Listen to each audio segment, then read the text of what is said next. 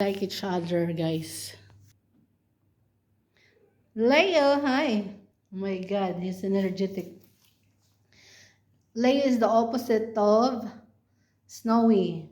Leo is very naughty and energetic. See at his tail. He's a playful man, you know. And this girl is very sweet.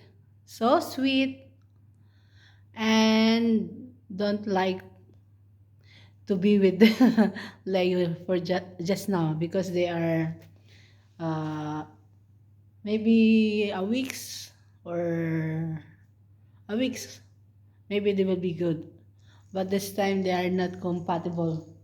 Okay, huh? She want to play, he want to play. I want to kick it. Come, don't be lazy.